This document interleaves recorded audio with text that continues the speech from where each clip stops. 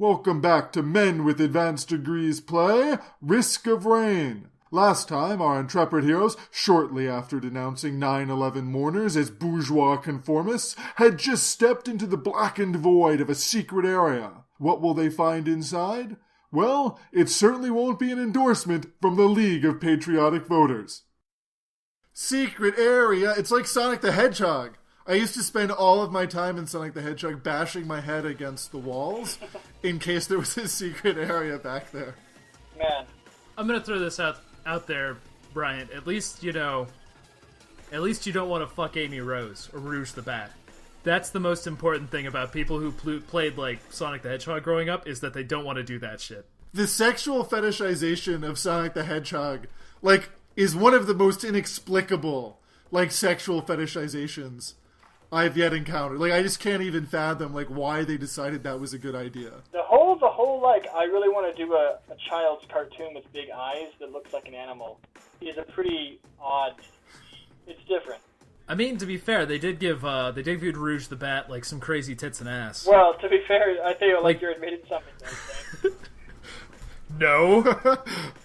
To be fair, I stopped playing the Sonic the Hedgehog games before they got, the graphics got good enough where they could have sexy tits and ass. Oh man, look at her. Before they even had Rouge her the tits Bat. are wrapped up in a heart-shaped tit holder. Yeah, I mean, Sonic Adventure 2 Battle, which is the one that I played, which is the one that has Rouge the Bat, came out in 2002, and I think at that point I still had fond memories for Sonic.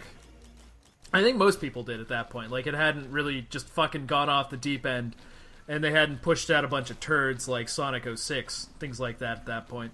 It was a pretty decent game, you know? Bryant, clearly you didn't buy a GameCube, or else I feel like you might have played it. I did not. I did not buy a GameCube. You're lost, almost, in some world. Oh, it was almost my last...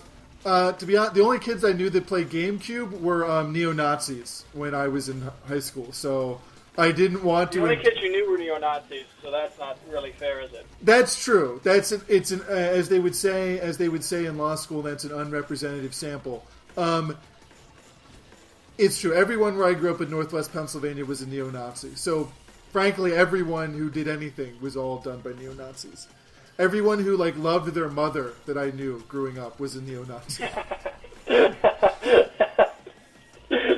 Hey, you know what Hitler really loved? You know what Hitler loved? Donald Trump? His mother. He did... I'm trying to remember, I think Hitler did really like his mom. He hated his dad. But I think he did have fond memories of his mother. As did Stalin. I don't know how Mao felt about his mom. Mao hated his dad as well. I don't know what he felt about his mom. Stalin hated his dad. Yeah, Stalin definitely hated his father. All these In fact, he people hate actually their would dad. lie later on in life about who his father was. That he created a myth that his father was actually this guy who was the family patron. That is the family patron who was this upper middle class guy back in Georgia. That he banged and impregnated his mom, not his deadbeat drunk failed shoemaker father. That his father was a cuckold. Oh, his father also beat the shit out of him, though. Yeah. Well, I mean, his father sucked. Stalin was not wrong that his father sucked. He ain't wrong.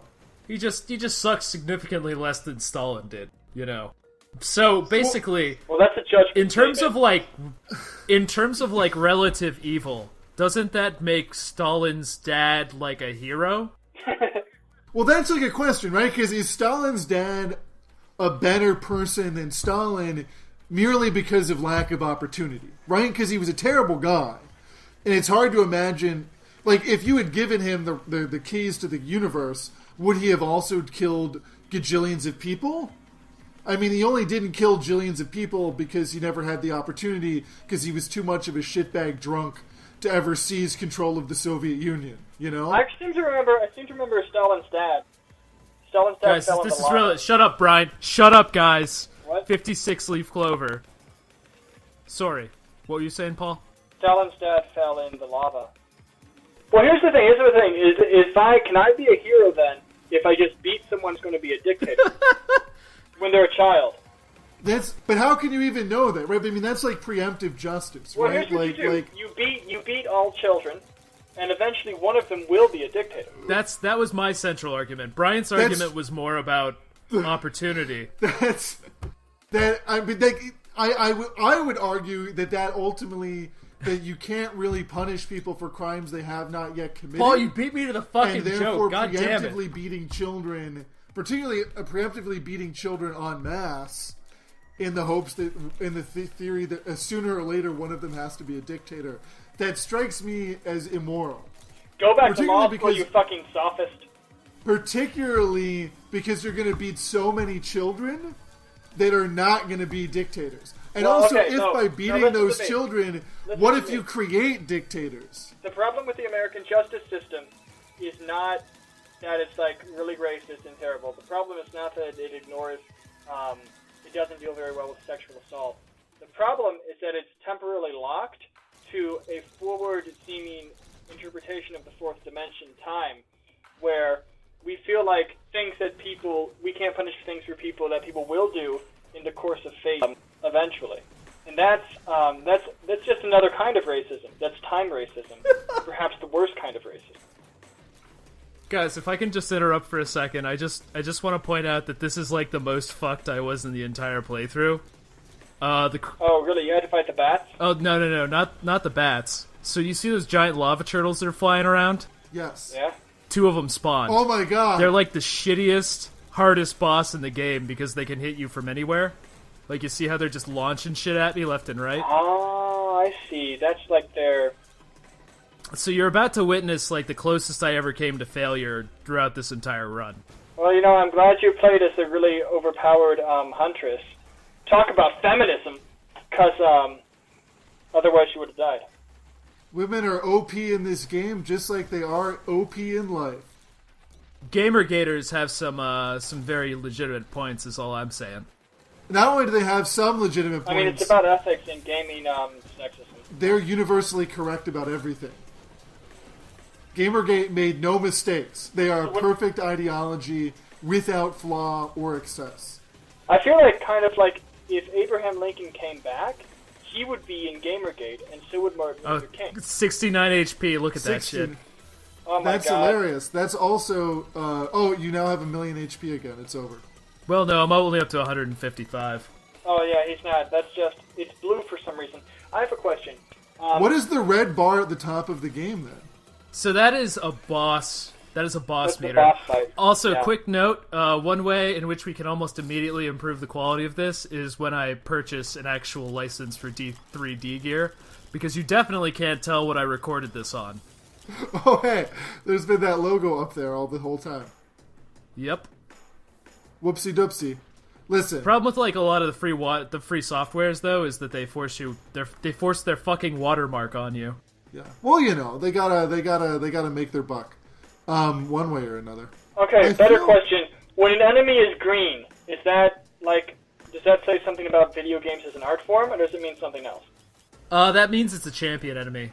Green enemies, I think, have heal abilities, so there are a couple of different types of champions in this game. Like, you can have your base enemies, like these little gray assholes right here. They're just normal dudes. They're just jobbers. You jump up and down, you fuck them up. They don't really do anything impressive. But then or like those wisps over there, like the little fireheads, they're also jobbers. They're just like the base form of an enemy. But you can also have champion enemies. So champion enemies are like these little... Wait. When you say jobber, is that like someone who does a job, or is it like Jabba the Hutt pronounced with a British accent? I'm talking about like jobbers, like someone... these guys are like summer interns or some shit. Like, they're janitors. They're not the tough enemies. Champion forms, however, all have special abilities, and that is dictated by their color. So, like, this guy could be green. If he were green, he'd be able to heal the other enemies around him. That little guy down there is red. He's red because he can fire missiles. You'll also notice that his health bar has a little white line around it. Right.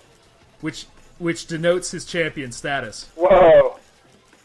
Okay, so it denotes his champion status. Yeah, blue guys, they have like electric feet. They have like electric auras that damage you no matter how close you are to them. So they're like another enemy that does contact damage, aside from those shitty little jellyfish that we saw back in level 2. Or aren't there jellies in here? Is the game, does it not let them fly in caves? Because that would make sense, but then again, this is a video game. Yeah, so there are specific enemy sets for every level, so jellyfish don't show up here.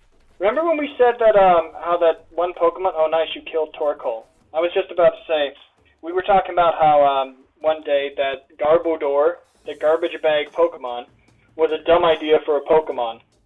But what about Torkoal, the tortoise that is made of coal and burns coal in order to move? Tortoise.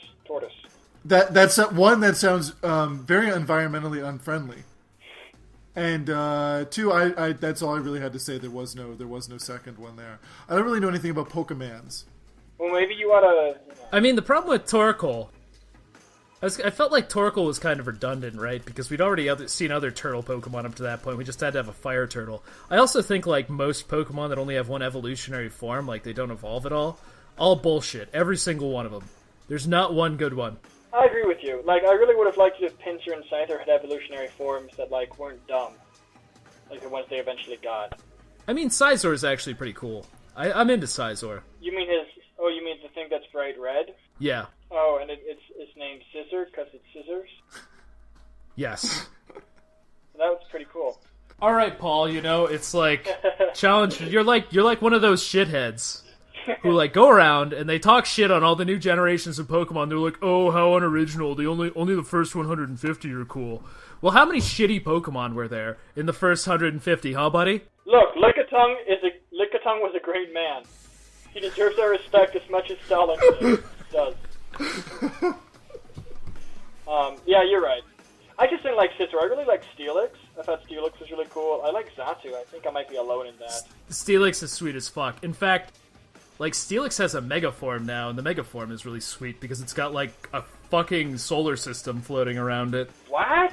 No, that's too much. Yeah. Nah, it's cool as fuck. It's like, I don't know, I was always a bigger fan of Digimon growing up, to be quite frank, but I only liked Digimon because it had sort of the crazy anime, overpowered dimension to it that Pokemon didn't. Like, what did they... There were more solar systems, or what? Would the Digimon say something like, and then, like, fight someone?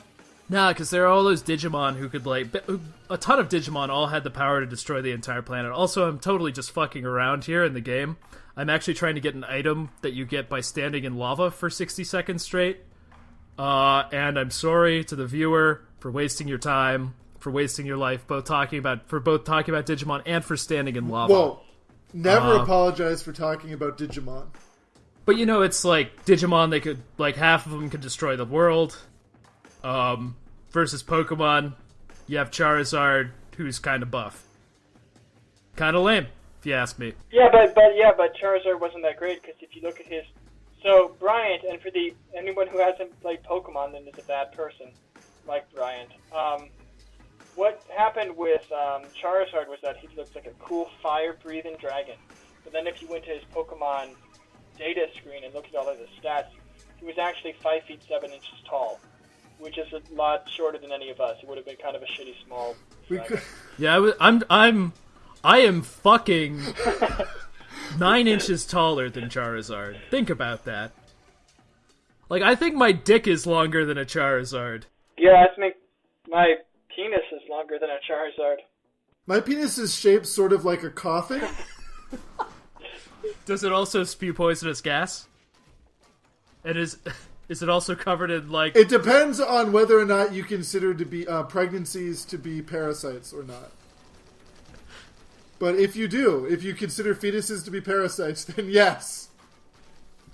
It most certainly does. I actually kind of imagine, like, the holes being like sores. Oh, sores all over your dick. Gross. Yeah. No, but I get that. That's pretty cool. That was a good joke, Brian. You're doing God's work. I always try to, particularly when it involves portraying my genitals to be horrifying monsters. That's my favorite kind of joke. I feel like my penis looks more like a wheezing. Because it's like if several of Brian's penises were sort of glued together and knew the move Explosion. Where they would just rupture, not like a cum explosion, but like they would just rupture and there'd be blood everywhere, like if I had taken horse Viagra, Like, it would just break open. It's kind of my penis. So my penis kind of looks like a Doug Trio mixed with a muck. I have 3 penises and they're all melting. Oh, cool. This is wow. Quality content delivered to your door thanks to the internet. You know, people say that, like, the internet doesn't have anything new to say about the human condition. But I think that we've just proven them wrong. Like, what is this compared to, say, Goethe's Faust? I would Goethe's Faust is not nearly as good, because he can make his penis into something that looks like a mug just by willing it, whereas we can't even do that.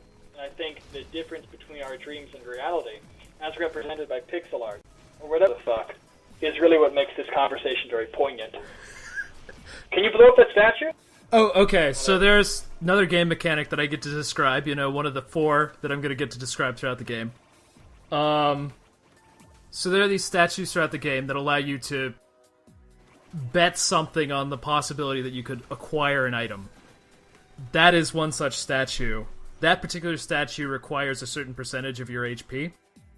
So I can give up 50% of my HP for the possibility of that 2 identical copies of one particular item will show up. What? Yeah, so... Okay, I'm sure this is great in terms of gameplay. So what happens is my HP gets cut by 50%, and there is a chance that, 2 identical copies of one item, so, I will get 2 copies of one thing, will show up, right?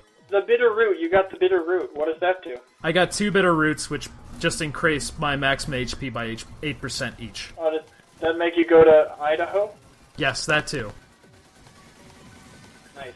So are you into post-apocalypse? Because it looks like maybe on this alien world, like an office building kind of melted a bit, and that's why everyone's so angry and trying to kill you. See, I don't know that much about the lore of the Risk of Rain universe. I just like running around and murdering things. So see that guy over there? Yeah, he's another champion. The red one? Yeah, he walks around. Yeah, he looks. So he can shoot missiles. No, he drops fire. So they're slightly different shades of red. One of them shoots missiles. One of them, see that little fire that's growing around on his platform? Ah, yeah, I see that. Oh, there's a ghost now. Okay, that's another item that I have. So I have an active item. You're allowed to carry 1 active item at a time. I have this thing called the Jar of Souls. Every time you use it, it creates a ghost copy of every enemy on the screen, and they run around and fuck shit up for you. Okay, but I I feel like the key problem with this game is that, although all the enemies are cool, the pixel art is nice, and, it's sweet, nothing can leave its own platform. I feel like if there were enemies who could jump from platform to platform now and again, that would make it a significantly scarier game. Oh no, there are enemies that can do that. It's just some of them are stuck on their platform, some of them aren't. See those little guys that are trying to jump? They're trying to chase me. Oh. Well, they can jump platform. They can't follow me to other platforms, but they can, for instance, they can jump or they can drop down 1 level. So they'd be able to follow me all along this path. I guess that's the issue then with is that a problem of procedurally generated games in general, right? Because if you have this world that's created by an algorithm, that inherently is going to create a lot of problems for the things within that algorithm to function, right? You're going to get stuck on a platform that's too big or too small or isn't shaped right for you to be able to move properly. Well, that's not really the case with Risk of Rain in particular, and particularly for a lot of procedurally generated games. Because, the idea of procedurally generated content is that there are pre-designed set pieces that are placed together in, random arrangements. Particularly in Risk of Rain, which most of the levels that you've seen are fundamentally unchanged from playthrough to playthrough. Oh, okay, so it's procedural, but it's not like those games where everything is randomly generated. It's not like fucking Daggerfall. Yeah, like Daggerfall. Oh my god, these guys look like they suck. These guys look really tough. And so, for instance, these guys, here's an example of a character who can chase you anywhere. They can teleport to you, no matter where you are. Like I said, some monsters, like those big scary lizard men, stuck where they are. They can't chase you down. But these guys are able to just teleport straight to you no matter where you are. And you've got the flies, which, they fly. Oh, that makes sense, because they're flies. Hey, let me ask you a question. Did No Man's Sky suck? Did we hear about this? I have no idea because I didn't play it. Like, I figure it'll probably... Hello Games, the guys who made it, will probably be desperate for money at some point and put the game on sale for like $20, and that's when I'm gonna grab it. It seems like I heard that there was no content aside from, like, going to, like, different really randomly generated planets that looked okay, and then you would just do that for a very long time, and then nothing at all happened, and there was nothing new in the game, and it got old after 10 minutes. I watched a YouTube video of a morbidly obese man yelling for like 5 minutes about that game, about No Man's Sky, and that seemed to be his feeling as well, that like you just do the same thing over and over again, and there's not like a difference between planet to planet, or a meaningful difference. Right. Like I read like, and they say, I guess I read this the other day, there's actually been a lawsuit filed by or a complaint filed about from I mean if it's the government or people are suing, but there's a false advertising case that's being brought against Hello Games for the game being falsely advertised, that it did not deliver on what was promised for it.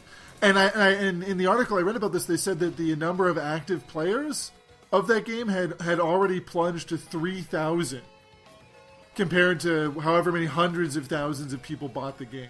Everyone's gotten bored and gone home already. That's pretty great. Yeah, like I think that, it's like I understand the criticism, but I do think it would be interesting to play for, maybe 5-10 hours. Maybe they'll have to give it out for free once they get sued. I think the problem is that the amount of content that they promised, that they offered, on various programs, including the Stephen Colbert Show, was significantly greater than the amount of content that they actually delivered. And certain features were completely left out of the game. So, for instance, there's the idea that you can encounter other players in the game universe. Like, you can walk around and you can see your buddy playing on another planet. That's actually not possible. Despite the fact that the guy who, like, the head programmer of the game was just like, yeah, you can do that. It's pretty cool. It doesn't happen very often because our universe is just so fucking enormous. But it could happen. And then, guess what? Like, there's a YouTube video out that shows two guys standing in the exact same place, the exact same time in the universe. They can't see each other. Nothing. No indication. At all. Huh. So you're just, like, all alone in huh. See, that's the thing. Like, that game was, like, this huge, like, I don't want to say, like, cultural phenomenon, but, like, it got, like, a huge deal of press, right? Like, it was everywhere. Like, they had that developer guy, I guess he was on all the TV talk shows, and guess what, on the Late Show with Stephen Colbert now? And, like, that game, like, blew up before anyone ever played it. In this really strange way that I don't really understand. Like, why particularly that game compared to, like, all the other games that did exactly what it claimed to do, but actually did it. Like, people talk about, like, Elite Dangerous is basically the same game, but where, it actually delivers on its promises. Right. Well, that's because Elite Dangerous is a much better game. I think overall. Based on nothing, I have played neither of these games. If I've offended you on the internet, well, I guess you can go suck a dick or whatever. Suck a gamer dick? Yeah, gamers. Dun dun dun! So ends episode 2 of the internet's latest Let's Play Gabfest. Will our heroes continue to wallow in the filth of puerile Pokemon humor? Will the camera ever zoom in enough so that we can see what the hell is happening in the game? Will anyone ever feel sorry for when they openly pissed in the faces of 9/11 victims? Find out next time in the stunning conclusion to Men with Advanced Degrees Play Risk of Rain.